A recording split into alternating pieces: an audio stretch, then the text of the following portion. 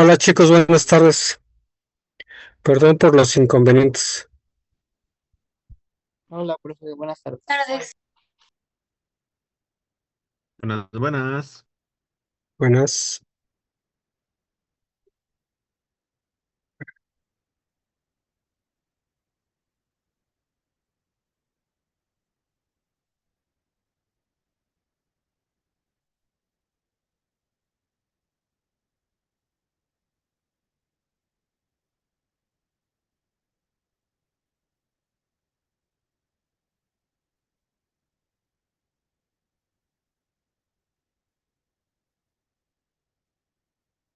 Hoy les voy a presentar este tema que están viendo en pantalla,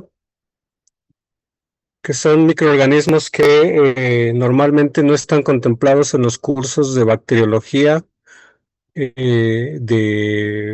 experimental, perdón. Entonces, aprovecho porque en el programa sí viene Chlamydia trachomatis como parte del programa de este curso. Pero también les voy a hablar de Mycoplasma, que es otra bacteria olvidada en los cursos de bacteriología, más que nada para que lo conozcan. ¿Cuántos somos? 36, un poquitito más, nada más que alcancemos los 40 y empezamos. ¿Les parece? Sí, está Sí, bien. está bien.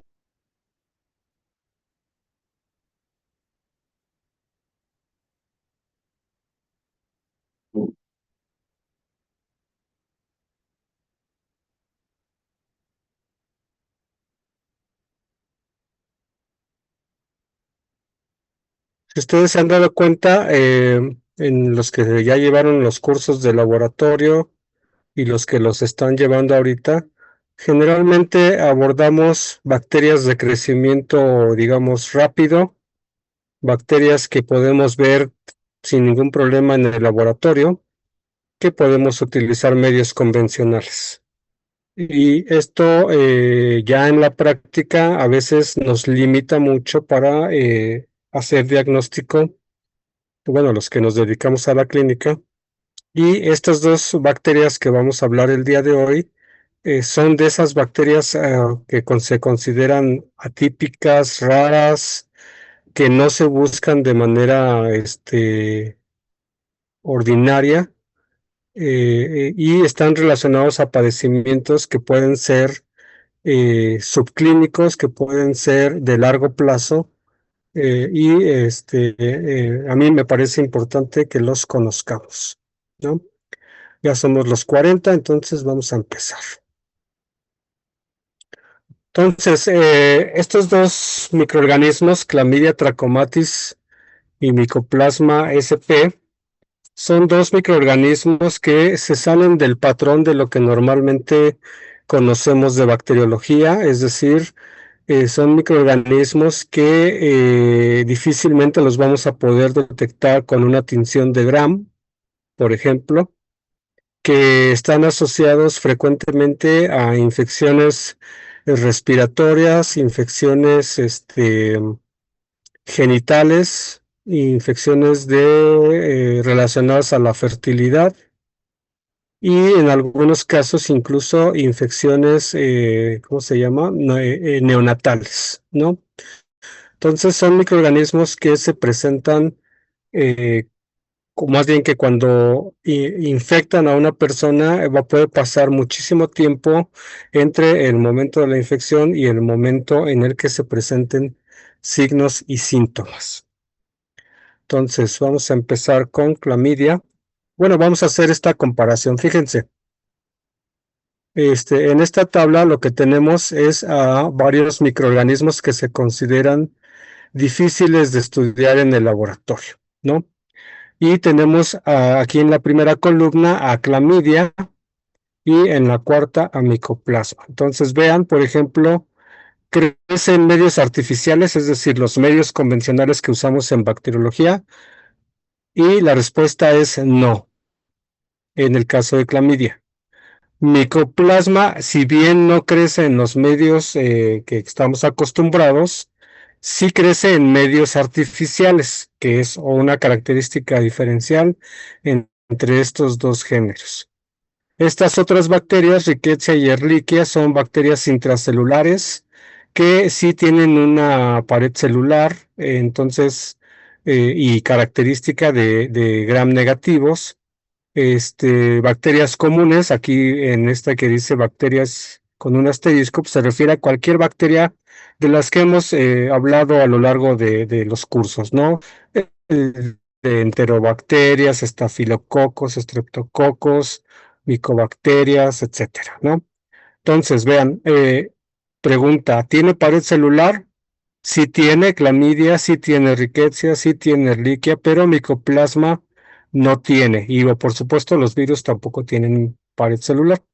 Entonces, esta característica es importante porque vamos a ver biológicamente cómo impacta la ausencia de pared celular en un microorganismo y cómo afecta también esta localización intracelular que tienen estos géneros de acá.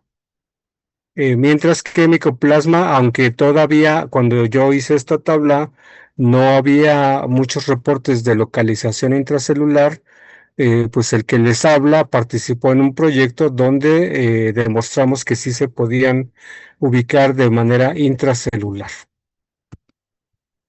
¿Qué más? ¿Qué más es importante? El tamaño, fíjense, todas estas bacterias, hasta micoplasma, tienen tamaños que van por debajo de una micra. Son tan pequeños que al ojo humano, en el microscopio, con el objetivo de 100, no los podemos ver, porque son extremadamente pequeños. Y si a eso le agregamos que los que tienen pared celular no se ven, ahora imagínense a uno que no tiene pared celular como micoplasma, que sabemos que la tinción de Gram, la tinción de Zell-Nielsen dependen de la presencia de una pared celular, ¿cierto? Entonces, si este no tiene pared celular, ¿cómo lo ponemos de manifiesto?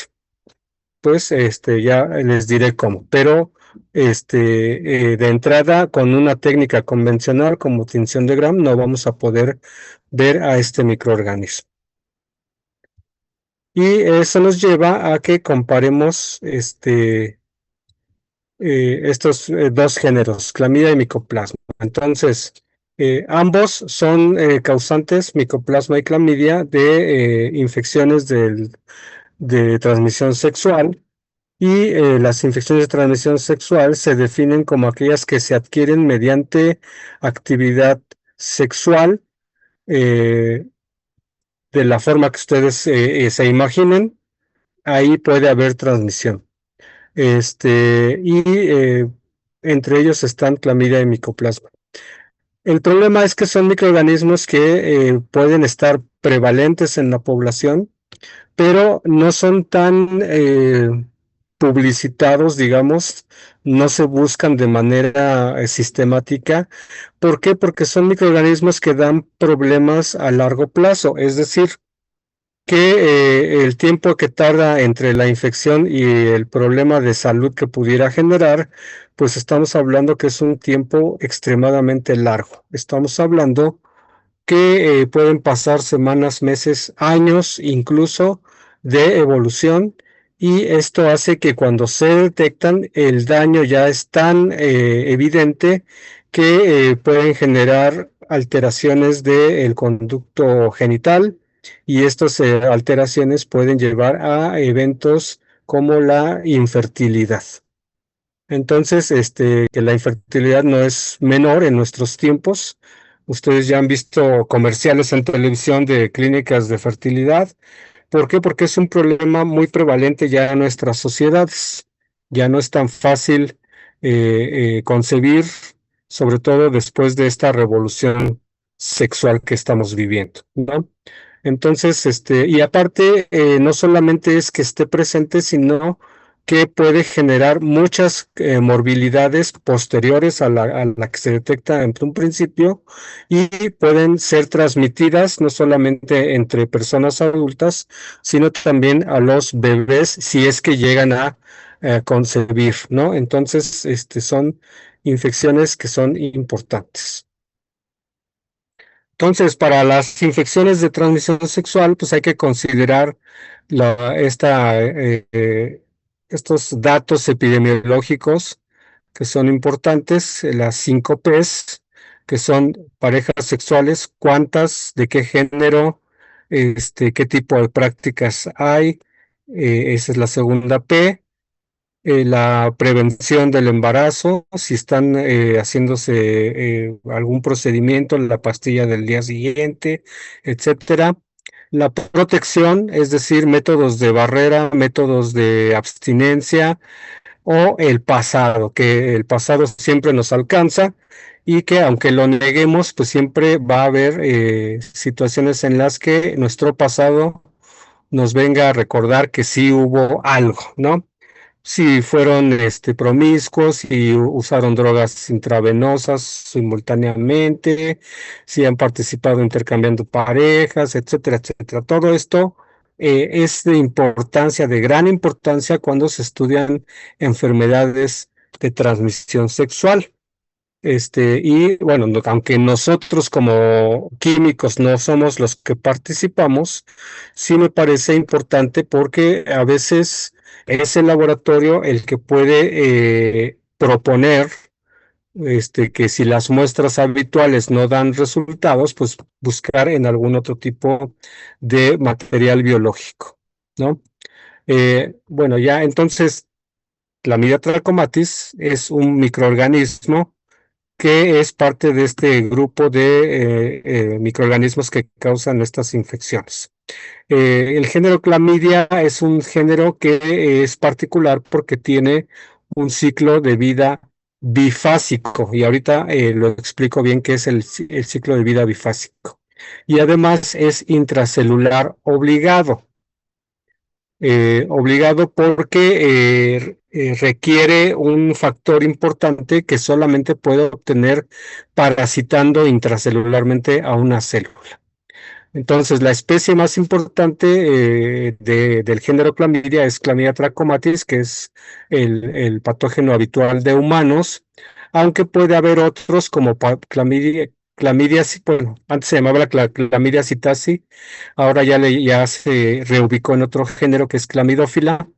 Clamidófila citasi es una especie que puede estar presente en algunas aves, pero que también puede infectar humanos. Entonces son los dos microorganismos que frecuentemente se buscan en humanos. ¿Qué tiene Clamidia trachomatis? Es una bacteria que se puede clasificar como bacteria gram negativa. Sin embargo, por métodos de tinción, a nosotros no nos sirve mucho la tinción de Gram, porque como ya dije, es una bacteria intracelular.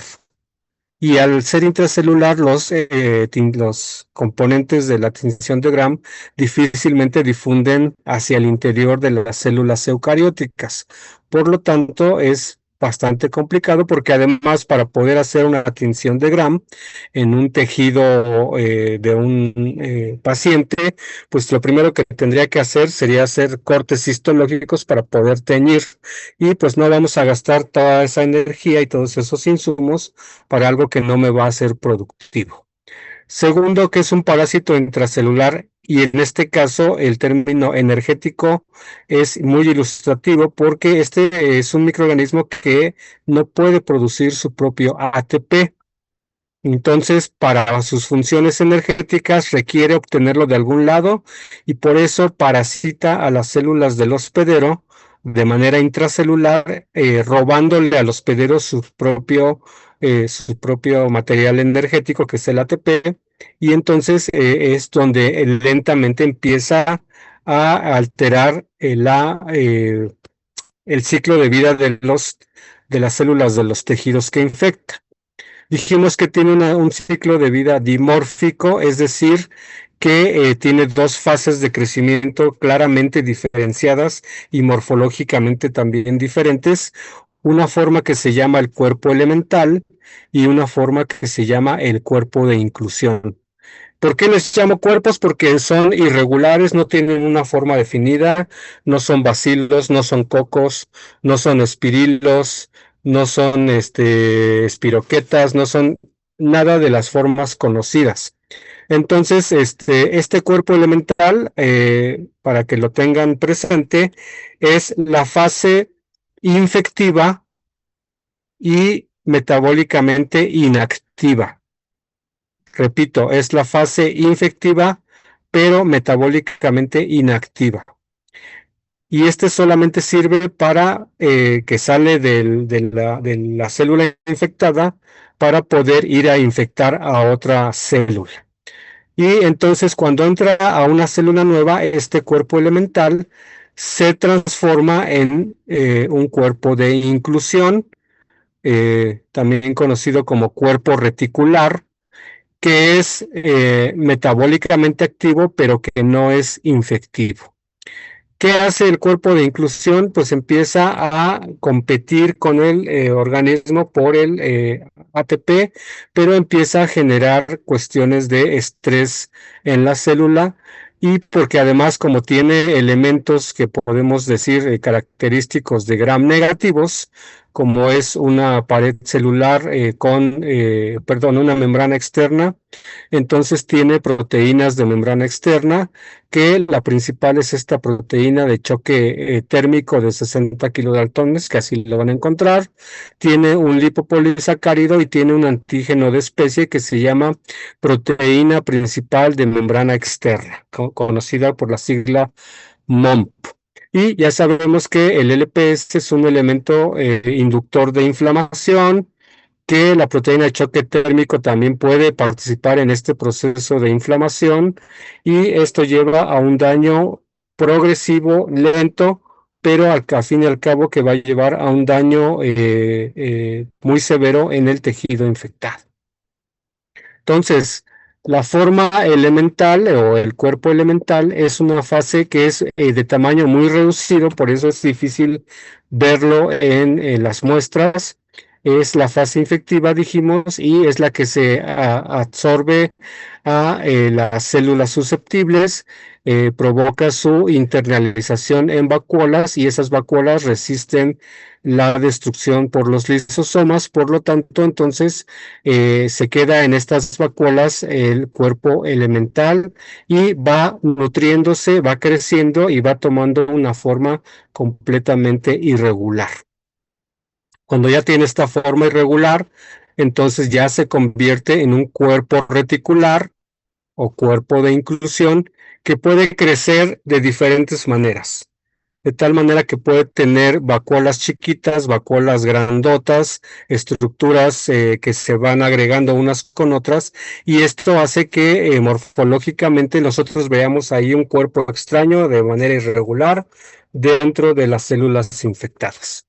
Muchas de las veces, si uno no es histólogo, si uno no tiene la experiencia de conocer los diferentes tejidos del organismo, pues si le dan a usted a observar un corte de tejido, pues a lo mejor va a reconocer un epitelio, a lo mejor va a reconocer algo, pero de tejidos más complejos, como el tejido del endometrio, de la uretra, de la próstata, pues ahí habrá, o sea, sería complicado decir hay un cuerpo de inclusión, ¿no? Porque no es algo que podamos ver y confirmar de manera ligera, ¿no? Entonces, este proceso de infección es bastante tardado. Estamos diciendo que en el tiempo cero llega el cuerpo elemental, se transforma en cuerpo reticular y como cuerpo reticular va creciendo en tamaño, va haciendo estructuras amorfas y al cabo de 24, 48 o hasta 72 horas es que estos cuerpos reticulares se vuelven o cambian de forma y empiezan a volver a ser cuerpos elementales que son liberados porque la célula ya está en un punto inactivo y entonces se revienta la célula, libera los cuerpos elementales y estos cuerpos elementales pues van a ir a infectar a las células adyacentes en el tejido. Entonces vean el tiempo que tarda en hacer todo el proceso, son 72 horas, son 3 días o 4 días si ustedes quieren. y este proceso se va a ir llevando a cabo de manera lenta. Aunque hay muchos cuerpos elementales, la infección que haga cada uno de estos cuerpos elementales va a llevar el mismo tiempo y entonces un daño pequeñito se va a ir magnificando en el tejido con respecto al tiempo. Y recordemos que aquí pues debe de intervenir la respuesta inmune del hospedero, que en muchos de los casos puede retardar un poquito la aparición de estos cuerpos elementales. Por lo tanto, es un proceso que no se siente, no sabe uno que está infectado y por lo tanto uno anda por la vida sin ningún tipo de pena o de preocupación por esto, ¿no? El problema es que Chlamydia trachomatis es una bacteria que tiene varios serotipos de acuerdo a sus antígenos, y estos serotipos se pueden clasificar. Por ejemplo, los que son A, B y C pueden causar ceguera hiperendémica relacionada con el tracoma, que es la enfermedad que se asocia con la infección accidental de los ojos, ¿no? Luego tenemos los serotipos llamados L1, L2 y L3, que causan una enfermedad que se llama el linfogranuloma venéreo, que es, así lo van a encontrar en la literatura, como una infección de transmisión sexual, que es una lesión sobre todo en la zona de los ganglios linfáticos que están en la zona de nuestras piernas, y que se vuelven estos ganglios linfáticos muy hinchados y endurecidos, y que por este endurecimiento de los ganglios, entonces se vuelven completamente dolorosos, y es por eso que la gente puede saber que está cursando con una enfermedad como esta. Y los otros son los serotipos D, G, I, H, J, K, que son las cepas que son más difíciles de detectar porque son las que están relacionadas con la transmisión sexual.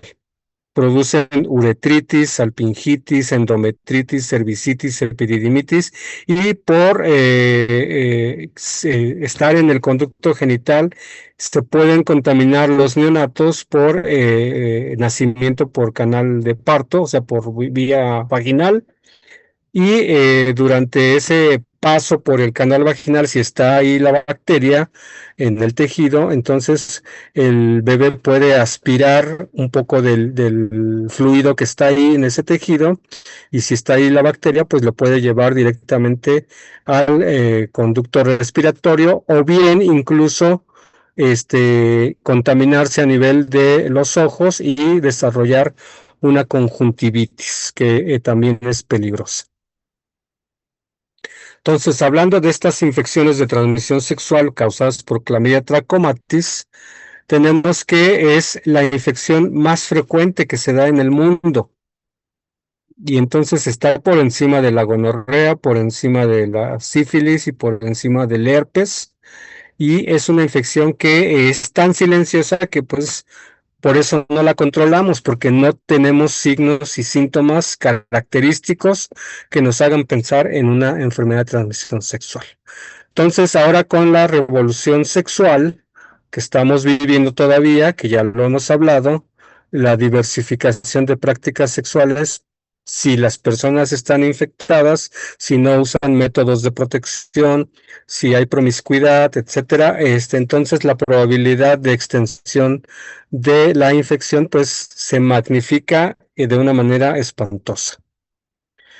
Entonces, el impacto económico de una infección como la clamidiasis, que es la enfermedad así en forma genérica, es por el costo económico que lleva el estudio de estos microorganismos, ¿no?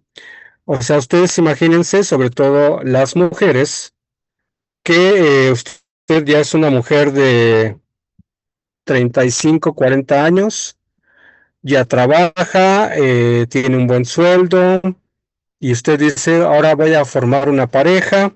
Si es usted heterosexual o bisexual, no importa, porque de todos modos, de alguna manera, va a querer concebir, ¿no? Ya sea por relaciones sexuales o por inseminación artificial. Y resulta que hace todo lo posible y nomás no pega y no pega y no pega y le empiezan a hacer estudios y nomás no se embaraza, no se embaraza. Y ya entre todos los estudios que le hacen, de repente le dicen, fíjate que está bien inflamada el endometrio, fíjate que está inflamada las trompas de falopio, como que está muy hinchado, como que no hay permeabilidad, como que esto, como que el otro, y resulta que entonces ya cuando ven estos datos, se le hacen estudios de histerosalpingografía, colposcopía, ¿cómo se llama? Cirugía laparoscópica, que es exploratoria, y todo eso cuesta y cuesta y cuesta, y ahí le pueden decir que hay algo que está generando una hiperinflamación, que es la responsable de que no se pueda embarazar, ¿no? En el caso de los varones, la infección no es tan aparatosa, pero sí puede llegar a dar molestias. Si el varón está infectado, le puede dar uretritis, que es quizá la forma más común, y que la uretritis pues es todavía más fácil de detectar porque la uretritis causa inflamación directa y es notorio que hay dolor al orinar, dolor o ardor o incluso secreciones sanguinolentas que son más fáciles de detectar. Entonces, pero insisto, todo esto lleva a una serie de estudios que en términos económicos se traducen en un gasto excesivo que multiplicado por el número de individuos infectados, pues incrementa muchísimo el problema, ¿no? Entonces, el 95% de las infecciones por clamidia trachomatis a nivel general se cursan de manera asintomática. Entonces, vamos a remitirnos a las primeras clases, las de la relación parásito-hospedero, y ustedes recordarán que dijimos que hay infecciones que se mantienen en la zona de incertidumbre en la historia natural de la enfermedad, y esta es una de ellas. Es quizá la clásica que cuando uno se infecta pueden pasar años y años, meses, semanas, y usted no tiene ni idea que ahí está una bacteria peligrosa como esta. Entonces, insisto, pasa mucho tiempo entre la infección, la prima infección y el momento en el que usted le detectan ya la infección, y en ese momento, cuando se la detectan, es porque ya hay un daño evidente que clínicamente, exteriormente, no se ve. Entonces, y las mujeres que cursan con este tipo de problemas, se dice que tienen enfermedad pélvica inflamatoria, ¿no? Que muchas de las veces, lo que la paciente relata, pues es que a lo mejor tiene alteración en los ciclos de menstruación, que no se puede embarazar, que a lo mejor orina mucho, que a lo mejor siente ciertos datos como que se inflama un poquito, como vulgarmente decimos, como que tengo gases, etcétera, y no nos estamos dando cuenta que hay un problema de fondo mucho mayor, ¿no? Entonces, estas infecciones, miren, dice aquí que hay 89 millones de infectados a nivel mundial, esto es a principios de los 2000, 6 millones de casos nuevos en el 2002. Ahora imagínense, con este nivel de promiscuidad que tenemos ahorita, pues ya deben ser mucho más de 6 millones. En México está subiendo mucho la promiscuidad, sobre todo el inicio de vida sexual activa, cada vez es menor. Hay chicos de 9, 10 años que ya están iniciando su vida sexual activa. Y la probabilidad de que obtengan o adquieran una infección de este tipo es altísima en nuestra sociedad, ¿no?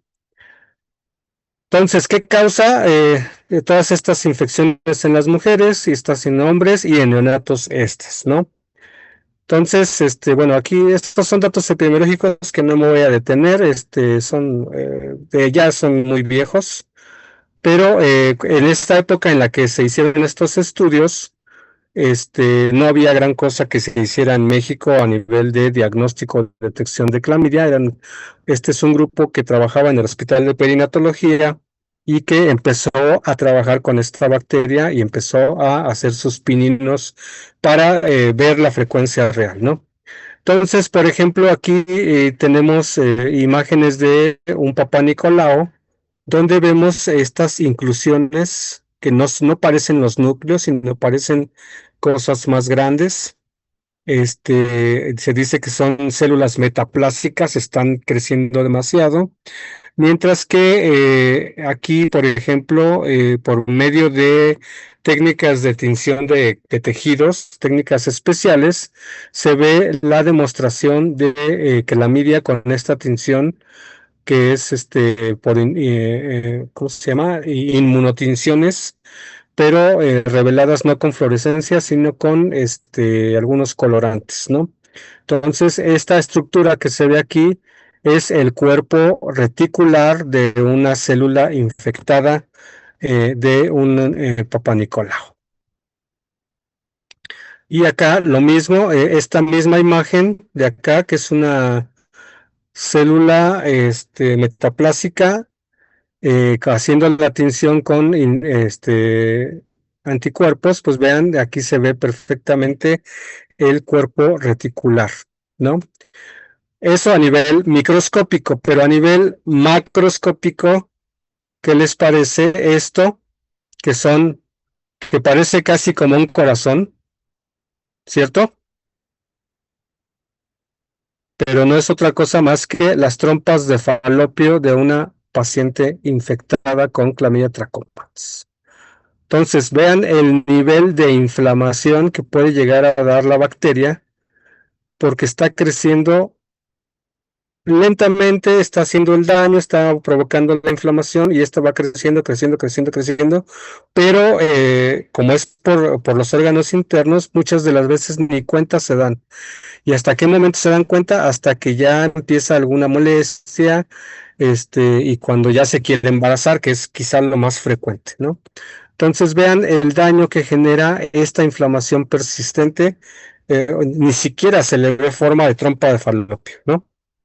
Entonces es muy, muy, muy característico.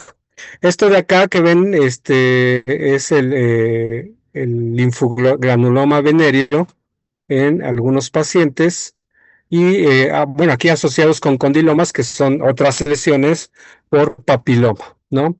Una cervicitis mucopurulenta en una paciente donde vean la inflamación tan severa del cervix con esta secreción purulenta, blanquecina, que nos podría recordar a Neisseria, pero está más contenida y menos lechosa esta secreción que se mantiene en esa zona del cervix y que aquí probablemente también pudiéramos aislar a Chlamydia trachomatis. Para hacer la detección de Chlamydia trachomatis podemos utilizar métodos serológicos que ya están cayendo en desuso porque son hasta cierto punto no tan específicos. Eso era hace 30 años. Y ahora con las tinciones histológicas pues se puede hacer el diagnóstico como ya vimos. Lo que nadie hace en México, o muy pocos grupos, es el cultivo celular, porque es una bacteria que dijimos es intracelular. Entonces, el cultivo celular se prefiere, en la literatura universal, se prefiere las células McCoy, pero como son difíciles de conseguir, algunos grupos de estos que les dije del Instituto de Perinatología han usado fibroblastos de pollo, que son estas L929, o células cancerígenas, de origen cancerígeno, pero que ya están inmortalizadas, que son las células GILA, y que ahí crece muy bien Chlamydia trachomatis y después podemos hacer tinciones con fluorescencia, que son quizá el método mucho más rápido para detectar esta bacteria. ¿no? ¿Qué es lo importante? Que para utilizar, para hacer el diagnóstico no podemos utilizar cualquier hisopo, necesitamos hisopos que no sean de algodón, sino que sean de otro material como dacrón o rayón, con mango que no sea de madera, sino que sea de plástico o de alambre. El tipo de toma, por ejemplo, si es una toma de exudado cérvico-vaginal, si es un raspado, si es un líquido peritoneal, dónde lo podemos meter. Tipos de muestras para el crecimiento de clamidia necesitamos usar un medio de transporte líquido que se llama 2SP, que es el mismo medio de transporte que se usa para transportar muestras para búsqueda de virus. Por ejemplo, ahora en el COVID, los medios de transporte que se usaban eran este que les estoy diciendo, el 2SP, que solamente tiene sacarosa y fosfato, ¿no? ¿Qué más? Mandar en estos medios de transporte y refrigerar si no se procesan, ¿cómo se llama? De manera inmediata. Antes les digo que hacíamos técnicas de ELISA en plaquitas y pues buscábamos anticuerpos que reaccionaran específicamente contra los componentes de la pared celular del cuerpo reticular y pues ya revelábamos con un producto o un sustrato colorido, ¿no? Pero lo que más se usa es la inmunofluorescencia y aquí hay de dos tipos, la inmunofluorescencia directa y la inmunofluorescencia indirecta. En la fluorescencia directa lo que vamos a determinar es si los pacientes, no, perdón, si el paciente tiene anticuerpos contra la bacteria. Y entonces podemos utilizar estas laminillas que ya vienen preparadas con cortes del tejido en el que se crece a la bacteria, que dijimos que son células McCoy o células HeLa. Ya vienen preparadas estas laminillas, ya están infectadas con clamidia y usted lo único que va a poner es el suero del paciente. Si el suero del paciente tiene anticuerpos específicos contra eh, la bacteria, entonces lo va a revelar con un anticuerpo, antianticuerpo, marcado con fluorescencia, y cuando usted vea la laminilla al microscopio de fluorescencia va a ver estas señales de color verde que son los cuerpos de inclusión, ¿no? La otra, perdón, esta es la indirecta porque usamos un anticuerpo, un segundo anticuerpo para hacer la detección. Pero, por ejemplo, si fuera inmunofluorescencia directa, lo que usaríamos para hacer la detección es cortes de tejidos del paciente. Por ejemplo, de esa muestra de trompa de falopio inflamada, tomamos un corte, una rebanada, lo ponemos en una laminilla y le ponemos los anticuerpos fluoresceinados que detectan a clamidia y esa sería una inmunofluorescencia directa. También tenemos los métodos de cultivo celular que son muy complicados y que no todos tienen la oportunidad. En los cultivos celulares usted puede poner laminillas para que las células crezcan directamente en la laminilla y usted nada más tomar las laminillas para de una vez hacer la inmunofluorescencia directa. Aquí lo mismo que las otras pruebas, se detecta con anticuerpos ya marcados con fluoresceína que detectan a los cuerpos de inclusión y que la extensión es importante en el tejido para poder dar un resultado francamente positivo. Obviamente con el PCR que todo mundo utiliza, ya también pues confiamos poco más que en la inmunofluorescencia en los métodos de biología molecular para detectar secuencias específicas de clamidia. Puede ser el RNA 16S, puede ser un plásmido críptico que tiene, etcétera, etcétera, ¿no? Entonces hay diferentes métodos. Hay otra que es la hibridación en fase líquida, que es un método de biología molecular, pero que no es de amplificación, sino es de hibridación. Y este también está cayendo en desuso porque es muy caro y porque se requiere una alta concentración de copias de los ácidos nucleicos de la bacteria para que se dé una prueba positiva. No me voy a detener en eso. Y entonces, ya haciendo una comparativa de cuántos cuerpos elementales detecta cada prueba por mililitro de muestra, vemos que el PCR es el de elección porque detecta de 1 a 10 cuerpos elementales, mientras que el cultivo de 1 a 100 y los demás pues van subiendo en la cantidad. Entonces, si usted no alcanza esa cantidad de cuerpos elementales en el tejido o en la muestra, pues no va a tener una muestra positiva. Por eso es importante también conocer la sensibilidad de los métodos de diagnóstico. Bueno, estas son comparaciones que teníamos aquí.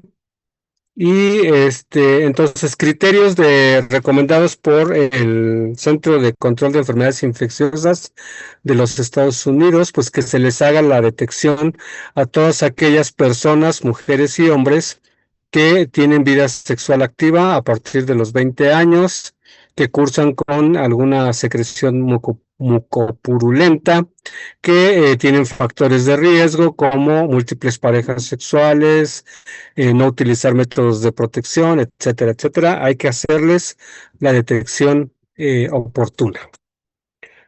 Hasta aquí, preguntas, chicos.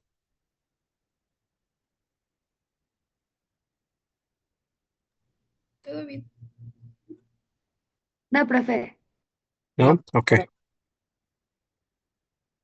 Preguntan que qué significa LGB. Quiere decir linfogranuloma venéreo, que es uno de los manifestaciones clínicas de las infección por clamidia, que repito, es una infección de los ganglios que están situados en la parte interna de los muslos y que estos ganglios están infectados con clamidia, se inflaman y son muy dolorosos. Por eso la gente los detecta a tiempo, digamos. Voy a empezar con micoplasma hasta donde llegue porque ya son casi las 7. Entonces, bueno, a diferencia de clamidia, micoplasma es una bacteria extremadamente pequeña que no tiene pared celular, por lo cual es todavía más difícil de observar. Aquí en esta imagen ustedes vean la escala, la barra de escala es de 0.5 micrómetros y vea que hay células todavía más pequeñas que esa medida. Y además son células de micoplasma que no tienen una forma definida. Generalmente pueden ser esféricas o pueden ser de esta forma que le llaman de botella o de forma de pera. En algunas bibliografías le llaman forma de pera o forma de botella o frasco. En comparación con, por ejemplo, un bacilo corto como E. coli, que tiene una forma definida y que además estos son del tamaño a partir de una micra hacia arriba. Estos son de 0.8 micras hacia abajo. Entonces eso hace difícil porque por las técnicas de tinción no lo vemos y para que más o menos puedan comparar los tamaños de diferentes bacterias, este es un espirilo, una espiroqueta, una alga, bueno, una cianobacteria, un bacillus, una escherichia, un estafilococo, una rickettsia y vean, especies de micoplasma menos de una micra de diámetro. ¿Qué hace tan particular a los miembros de los micoplasmas? Que es el tamaño tan reducido correlaciona con la ausencia de muchas vías metabólicas. De hecho, se dice que los micoplasmas en general han evolucionado de manera regresiva, es decir, no como la evolución que todos conocemos, que de algo sencillo te vas haciendo más complejo, vas ganando información genética y cada vez el genoma va creciendo. No, acá es al revés. Estos microorganismos, para adaptarse a sus hospederos, han prescindido de varias vías metabólicas para poder tener ese tamaño tan reducido, y entonces dependen de que el hospedero les proporcione los factores que les hacen falta. Por eso son microorganismos que están muy asociados con células eucarióticas, porque infectan no solamente humanos, también infectan animales, ganado vacuno, ganado bovino, etcétera, etcétera, ¿no? Digo, ganado porcino, etcétera. Entonces son microorganismos también que causan muchas pérdidas en el ganado. De hecho, es tan pequeño el genoma de estos microorganismos que son los genomas de Mycoplasma pneumoniae y Mycoplasma genitalium, son los primeros genomas bacterianos que se pudieron secuenciar en su totalidad. Entonces, carecen de pared celular. Se me movió la tabla cuando hice la transición de mi archivo de PowerPoint al Classroom, entonces por eso no se ve bien, pero bueno, se los voy a tratar de explicar.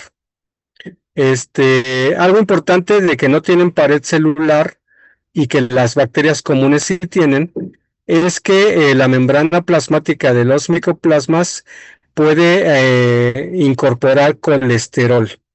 El colesterol es un lípido que tenemos los organismos superiores, los animales de sangre caliente y nosotros, y que si estas bacterias infectan a estos animales superiores, entonces en circulación va a estar este colesterol y ellos lo van captando y lo van incorporando a su membrana. Mientras que en otras bacterias pues no hay presencia de colesterol. Insisto, no lo sintetizan, sino que lo toman ya formado del hospedero. ¿Y ustedes para qué creen que una bacteria que no tiene pared celular quiera meter colesterol a su propia membrana? ¿Para qué creen? Para que sea más estable. Para que sea más estable, para que tenga una cierta rigidez, porque la molécula de colesterol pues es una molécula muy, muy grande y aparte es hidrofóbica, se mete fácilmente a las membranas y le ayuda a soportar los cambios osmóticos. Entonces, y el tamaño genómico dijimos que es muy, muy pequeño comparado con el de bacterias, que puede ser hasta de 10 kilobases, y el de los micoplasmas, pues solamente alcanza desde 0.5 kilobases hasta 2.2 kilobases. Y también tienen una baja cantidad de guanina y citosina en sus ácidos nucleicos, lo cual también los hace particulares. ¿Qué más? El uso del código genético es diferente para los micoplasmas y esto en nuestras clases de biología nos los han explicado de cómo se descubrió el código genético precisamente porque estos microorganismos, micoplasmas, principalmente de los géneros micoplasma, ureaplasma, espiroplasma y mesoplasma, utilizan el codón que nosotros los organismos superiores usamos como codón de paro, lo utilizan para meter triptófano en sus proteínas. Y eso ya también hace complicado el trabajo con micoplasmas, porque si usted quiere clonar proteínas de micoplasma, ahora por métodos de biología molecular, tiene que considerar que el uso del código genético es diferente y que si no considera eso, va a tener proteínas diferentes a las que está esperando, ¿no? Y la familia Molicutes o la clase Molicutes, taxonómicamente es donde se ubican estos micoplasmas, que los géneros más importantes son micoplasma y ureaplasma. Entonces, estos dos, micoplasma y ureaplasma, son los que infectan animales de sangre caliente y se diferencian porque los micoplasmas solamente pueden utilizar uno de dos sustratos. Uno es glucosa y el otro es arginina, como fuente de carbono y fuente de energía. mientras que el género Ureaplasma utiliza solamente urea como única fuente de carbono y energía. Entonces, eso pues me define a estos dos géneros. ¿Qué especies? Ahí otra vez me movió esto. Se los voy a explicar. Aquí hay muchas especies, pero solamente hay algunas que se han identificado como patógenas. Déjenme ver si lo puedo. Ay, si lo puedo. Bueno, aquí está neumonía, Mycoplasma pneumoniae. Es un patógeno conocido, Mycoplasma hominis es otro, Mycoplasma genitalium ya está demostrado que es un patógeno, y otros que se han asociado pero que no se ha demostrado es Mycoplasma pirum, Mycoplasma penetrans, y el único que también ya está identificado es Ureaplasma urealítico. Son los que son patógenos. Y les pongo aquí la historia natural de la enfermedad, solamente para recordarles que estos microorganismos, al igual que Chlamydia trachomatis, normalmente se mueven en esta zona de incertidumbre. Aquí es donde se mueven estos microorganismos, y por eso mucha gente en los libros, si ustedes revisan los libros, les va a decir que los micoplasmas son parte de la biota habitual genital y que por eso nadie hace diagnóstico de micoplasma, al menos en este país, nadie hace diagnóstico de manera frecuente. Nuevamente aquí se me movió todo, maldita sea. Entonces, fíjense, ¿qué padecimientos pueden producir tanto ureaplasma como las especies de micoplasma en conducto genital? Uretritis, en el caso de hombres, prostatitis, epididimitis, principalmente ureaplasma urealyticum y ureaplasma y micoplasma genitalium. Cálculos urinarios, ureaplasma porque está asociada a la ureasa, que es la enzima que utiliza, y que todos los microorganismos que utilizan urea en conducto urinario van a generar o tener el potencial de generar cálculos urinarios.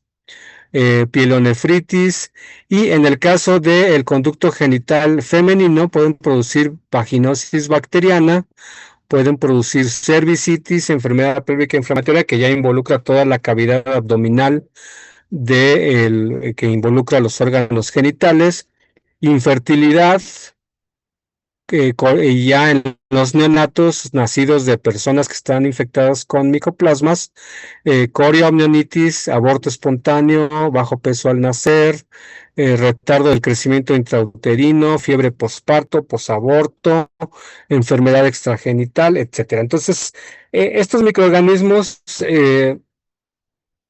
insisto, si ustedes revisan la bibliografía antigua, les van a decir que son comensales, que son parte de la dieta habitual, pero está demostrado que dependiendo las características inmunológicas, nutricionales, las costumbres de cada persona, pueden influir en que estas bacterias se comporten como colonizadores o que se comporten como patógenos. Entonces, como diría vulgarmente, es una línea muy delgada que separa a los patógenos de los no patógenos, y el que interviene ahí es el ambiente y es el estado del hospedero. Entonces no hay que subestimar a estos microorganismos. Y hace como 35, no, como 25, casi 30 años, no, más de 30 años, 31 años más o menos. Hubo mucha controversia porque cuando el SIDA, la epidemia de VIH estaba en su máximo en varios países, sobre todo en Estados Unidos, hubo un grupo de investigadores que relacionaron la presencia de varios micoplasmas con el desarrollo de la infección por VIH hacia el síndrome de inmunodeficiencia adquirida, es decir, eran HIV positivos nada más, no tenían signos y síntomas y progresaban más rápido hacia el SIDA. Sin embargo, ya 30 años después se supo supo que eso fue un montaje. Ahora sí que, ahora que conocemos a Lord Montajes, pues había un Lord Montajes de la ciencia, que era un, si no me equivoco, vietnamita que se llamaba Shai Shilo, y él hizo todo ese montaje y después ya que se supo eso, ya nadie investigó a esos micoplasmas, ¿no? Entonces, la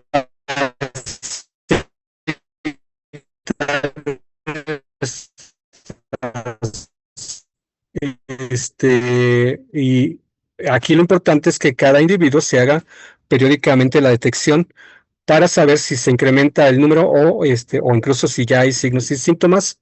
Y entonces es importante tener prácticas de salud sexual, ¿no? Este, aquí el asunto, y tiene que ver con la relación parásito-hospedero, es que los estudios han demostrado que nosotros nos empezamos a colonizar con micoplasmas desde el nacimiento.